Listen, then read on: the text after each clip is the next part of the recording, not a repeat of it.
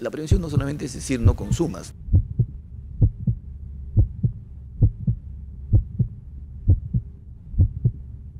No es lo mismo aspirar cocaína o fumar pasta que fumar marihuana. Somos muy pocos los que no hemos probado hasta ahorita. Sí, es fácil. Todos lados la venden.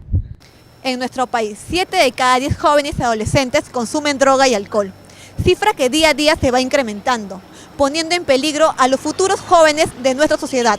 Sí, ha habido un incremento, yo diría, preocupante, ¿no? Me refiero a las bebidas alcohólicas y el tema de la marihuana y, como ya había advertido, en el tema de los inhalantes, ¿no? Son tres sustancias a las que deberíamos focalizar nuestra atención en términos de prevención y también en términos de intervención. Hoy en día la venta de drogas en nuestro país se ha convertido en un negocio. Se le encuentra en lugares públicos y de diversión. Para conocer más sobre este caso, acudimos a un especialista, el señor Milton Rojas, representante de Cedro, que nos comentó sobre esta situación. Las bebidas alcohólicas es la sustancia más consumida y no cabe duda por todos los grupos etarios, no solamente por preadolescentes, adolescentes y jóvenes, sino también por adultos. Y es la sustancia que más problemas de salud física y mental está generando. El alcohol, las malas juntas, las fiestas no autorizadas son algunos de los factores que provocan que los jóvenes de nuestro país, y en especial de la capital, recurran a las drogas. Por el lado de las drogas ilícitas, no cabe duda que hay que destacar el polémico tema de la marihuana. La marihuana es la sustancia más consumida por todos los grupos etarios, principalmente por la gente joven. Probablemente por varias razones. Una de ellas es la relativa baja percepción de riesgo que se tiene de la marihuana. Mucha gente, principalmente los púberes y adolescentes, han asumido erróneamente que la marihuana no les va a generar ningún problema y que pueden consumirla sin ningún tipo de riesgo, lo cual en realidad la evidencia dice todo lo contrario, sin un ánimo tampoco de irme al extremo, pero sí cuenta mucho en los primeros consumos, sobre todo de estas edades tan importantes que son los adolescentes. Esto cuenta mucho el estado de la salud mental de los chicos cuando se inician al consumo. Algunos pueden consumirla y eventualmente se retiran del consumo por muchas razones, pero lamentablemente otros prolongan su consumo y, es más, escalan a consumir otro tipo de drogas. Tengo roja nomás. ¿Ah? 20 lucas el pago. ¿Ah? Claro. Espérate, pecado, ¿qué pasa aquí?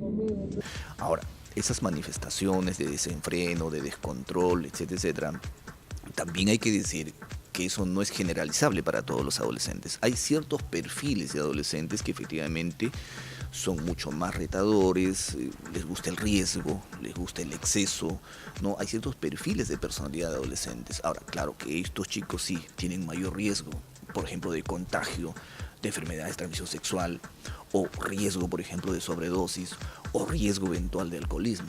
Los estudios coinciden en que la cerveza es la bebida más aceptada y consumida por la gente joven, no solamente por los escolares, sino también por los universitarios. Las edades de iniciación se han reducido en relación a estudios pasados.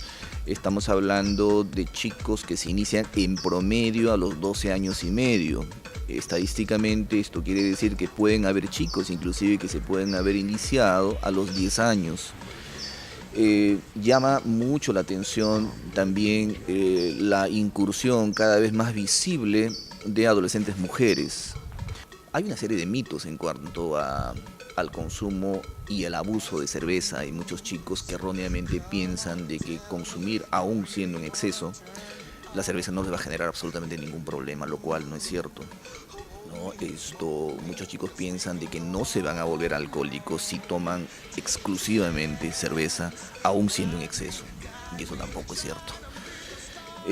Esto lleva a la vez y finalmente a hablar sobre un tema que hoy la ciencia tiene mayor claridad, me refiero a la sensibilidad o a la vulnerabilidad biológica o genética a las drogas. Se conoce que en particular en el alcohol hay una sensibilidad biológica que se adquiere por herencia y que si nosotros tenemos esa información de alcoholismo en nuestros padres o abuelos o bisabuelos o tatarabuelos, ¿no? Se puede manifestar principalmente si uno comienza a tomar precozmente, ¿no? Es decir, en otras palabras, si una persona procede de familias donde ha habido abuso o alcoholismo, tienen el doble de probabilidad de engancharse en el alcoholismo.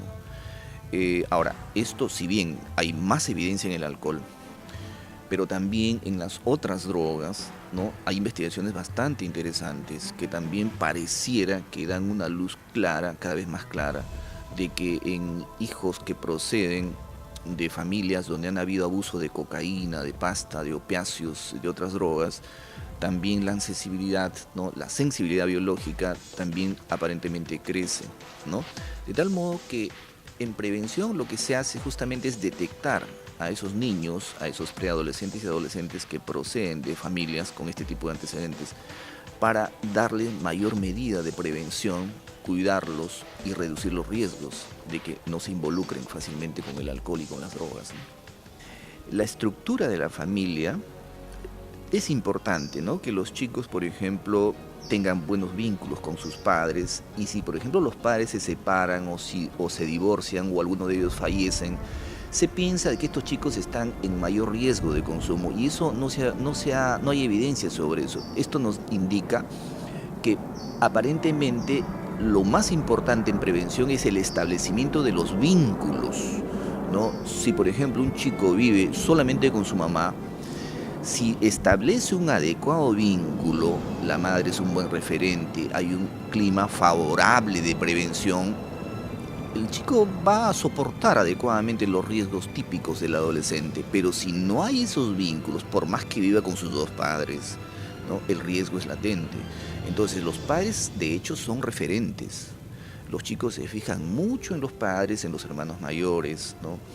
Por ejemplo, hay muchos padres de familia que inician en el consumo de bebidas alcohólicas a sus hijos, ¿no? Entonces, la referencia es importante, la calidad de los vínculos, el escenario adecuado, donde haya pues una práctica sistemática del deporte, donde se respeten normas, reglas, donde los padres monitorean a los chicos en el colegio. Muchos padres van solamente cuando se inicia el año académico y en diciembre, ¿no? Entonces, todos esos temas es prevención. La prevención no solamente es decir no consumas, ¿no? No se trata de eso. La prevención va más allá de la información, ¿no? La prevención es involucrar a los padres en campañas de prevención permanente desde la familia, ¿no? En la actualidad existen varios tipos y maneras de ingerir drogas, algunas más riesgosas que otras, ya que podrían perder la vida en el intento. ¿Acaso los jóvenes están informados sobre las consecuencias de estos éxtasis?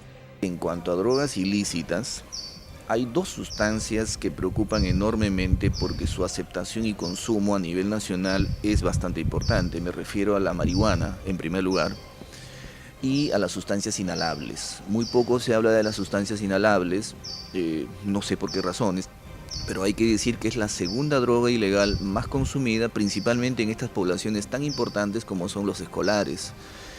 Luego recién aparecen las drogas cocaínicas, clorhidrato, pasta básica, crack.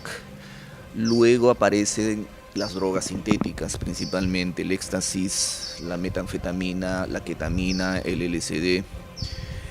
Y finalmente se encuentran drogas medicamentosas o fármacos, mejor dicho, principalmente los tranquilizantes, las anfetaminas y los analgésicos para el dolor.